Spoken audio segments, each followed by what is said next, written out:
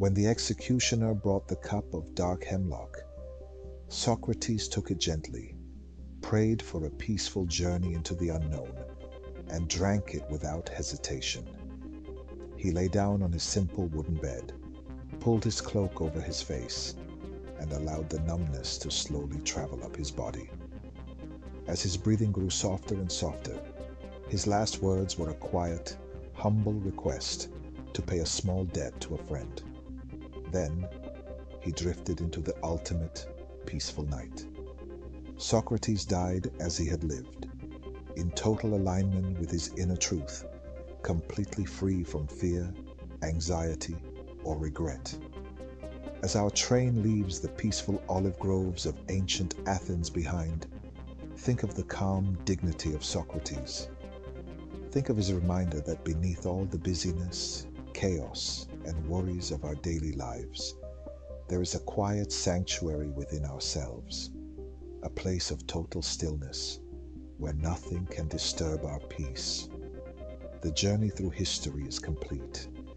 The ancient Greeks, the Siberian wilderness of Russia, the hidden oasis kingdoms of the Silk Road, and the quiet streets of Athens, all of them now rest peacefully in the dark passage of time.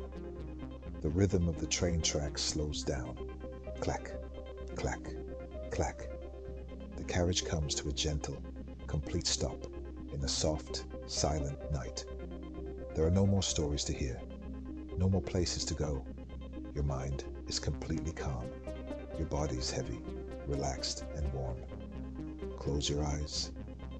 Feel the absolute stillness around you and sink into a deep, restful, and peaceful sleep.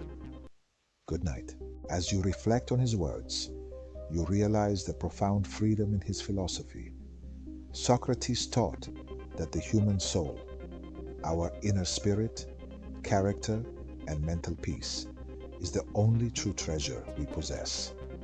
External circumstances, riches, fame, and the opinions of others are merely temporary shadows that pass like clouds across the night sky. If a person cultivates a quiet, honest, and peaceful mind, no external misfortune can ever truly harm them. For decades, Socrates served as the quiet conscience of Athens, reminding its citizens to stop running after superficial distractions and to examine their own lives. He believed that an unexamined life is not worth living. However, as the political climate in Athens turned bitter and fearful after years of war, the quiet, uncompromising honesty of Socrates began to unsettle those in power. Politicians who had been embarrassed by his probing questions grew resentful. In 39 BCE, at the age of 70, Socrates was brought to trial under false accusations of corrupting the youth of Athens and failing to worship the city's traditional gods. The trial took place before a jury of over 500 Athenian citizens. While most men facing the death penalty would weep, beg for mercy, or bring their families to cry before the court, Socrates stood before the crowd with absolute composure and serene dignity. He refused to compromise his principles or apologize for encouraging people to seek wisdom. When the jury sentenced him to death by drinking a potion of poisonous hemlock, Socrates did not show a moment of fear, anger, or despair. He looked calmly at his accusers and spoke words that have echoed gently down through thousands of years. The hour of departure has arrived, and we go our separate ways, I to die, and you to live. Which of these two paths is better is known only to God. His final hours were spent in a quiet stone prison cell, surrounded by his closest friends and followers, including his brilliant student, Plato. While his friends wept softly in the dim lamplight, Socrates remained the calmest person in the room. He bathed quietly, spoke reassuringly to his companions, and reminded them that death was nothing more than a deep, dreamless sleep, or a journey of the soul to a place of eternal quiet and truth. In a world obsessed with acquiring more wealth, more status, more possessions, Socrates was famous for walking through the lavish market stalls, looking at the mountain of luxury goods on display, and smiling to himself, saying, "How many things there are in this world that I do not need." To understand the quiet wisdom of Socrates, we must look at how he lived his daily life.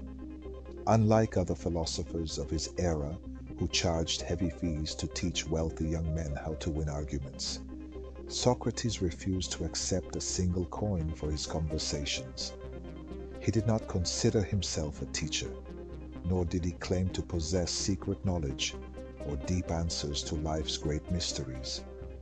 In fact, when the famous oracle at Delphi proclaimed that Socrates was the wisest man in all of Greece, Socrates was deeply puzzled. He spent days reflecting on this statement until he finally understood why the oracle had said it. He realized that while other men pretended to know things, they did not truly understand, claiming to know the nature of justice, beauty, or virtue. Socrates was the only man who humbly acknowledged his own ignorance. He famously observed, "I know one thing, and that is that I know nothing." Because he recognized his own limitations, Socrates spent his entire life in a state of calm, curious reflection. Every morning, as the city awakened, Socrates would step out into the quiet streets. He would gently approach anyone he met, a young student, a weary stonemason, a proud general, or an elderly politician, and invite them into a quiet conversation. He did not lecture or preach. Instead, he simply asked questions, soft, thoughtful, penetrating questions that acted like a mirror, helping people look deep inside their own souls. This method of gentle inquiry became known to history as the Socratic method. Imagine sitting beside him on a cool stone bench as the stars come out over Athens. In a low, calm voice, Socrates might ask you, "What is a good life? Is true happiness found in the things we accumulate on the outside, or in the stillness and health of our soul on the inside?" The endless golden sand dunes of the Silk Road gently fade into the cool night mist. The steady, hypnotic rhythm of the train carriage continues. Clack, clack, clack, clack. A quiet, comforting pulse that lulls your body into total stillness. As you look out into the quiet darkness, the desert horizon slowly transforms. In the distance, towering white marble columns, tranquil olive groves, and ancient stone pathways begin to emerge under a vast, starlit Mediterranean sky. Our train has brought us to our final destination, ancient Athens, in the 5th century before the Common Era. During this golden age, Athens was a city bursting with power, grand architecture, and immense wealth. The majestic Parthenon stood high upon the Acropolis, gleaming white under the sun. Rich merchants, proud politicians, and celebrated generals walked the streets in fine silk, competing for fame, fortune, and political dominance. Yet, amid all this noise, ambition, and endless striving, there lived a man who wanted none of it. A man who owned no property, held no official political power, wrote down 0 books, and yet transformed the course of human thought forever.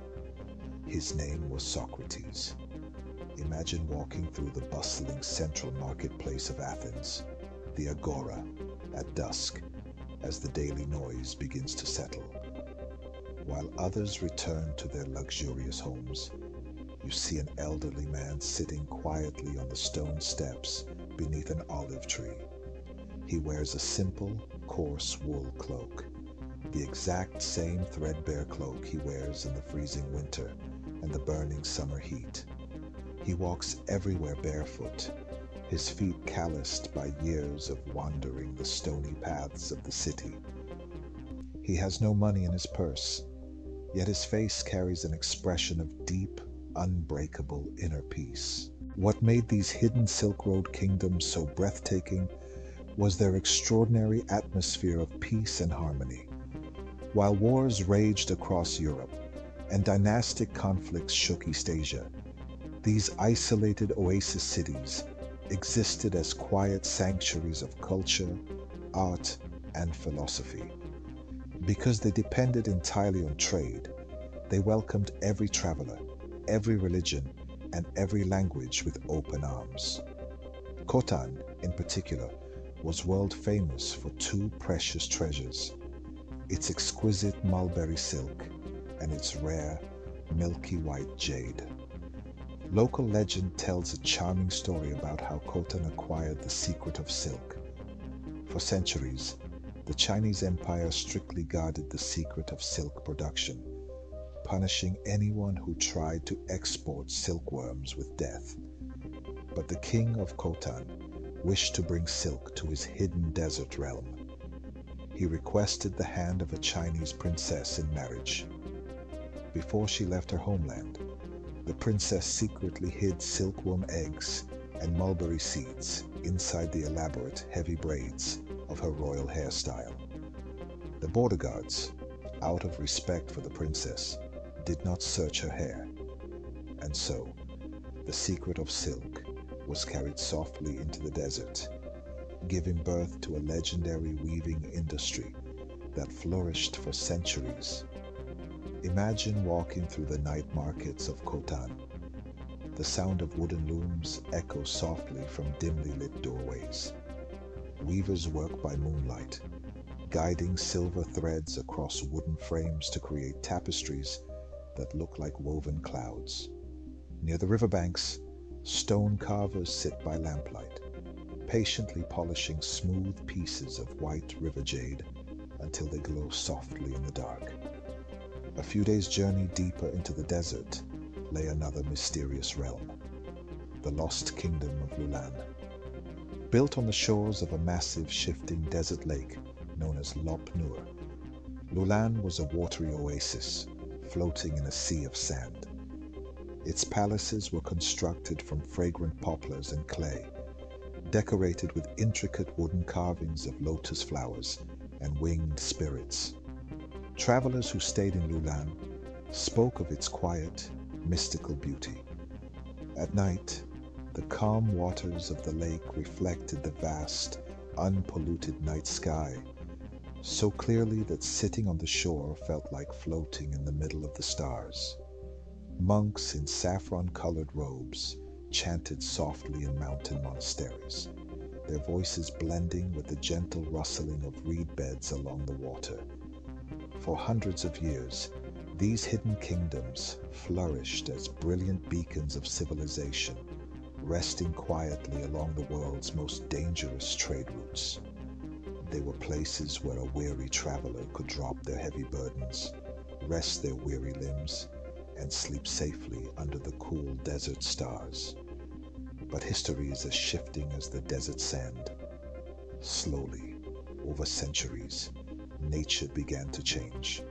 The great rivers that fed the oases began to dry up as climate patterns shifted and glaciers melted.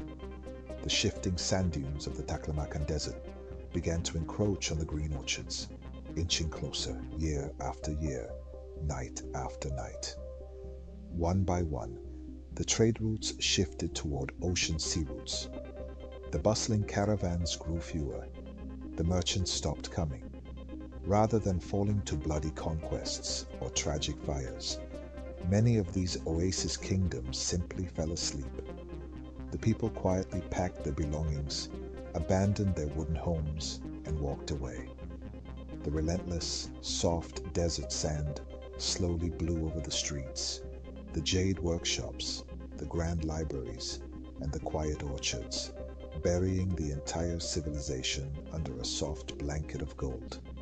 For over 1,000 years, the kingdoms of Khotan, Lulan, and Nia remained completely forgotten, preserved perfectly beneath the dry, silent sand, like time capsules waiting in the dark. It was not until the early 20th century that explorers stumbled upon these lost realms. When they brushed away the deep sand, they found wooden houses with their doors still intact, delicate silk tapestries with vibrant colors untouched by time, and ancient handwritten letters preserved so perfectly in the dry desert air that it felt as if the inhabitants had walked out just yesterday. As our train glides silently through the night, leaving the golden deserts of the Silk Road behind, think of those quiet oasis towns. Think of the exhausted travelers who found rest and sanctuary in those hidden cities after months of endless wandering. Like them, you too have reached a quiet sanctuary tonight, a place far away from the noise, the pressure, and the endless demands of the world.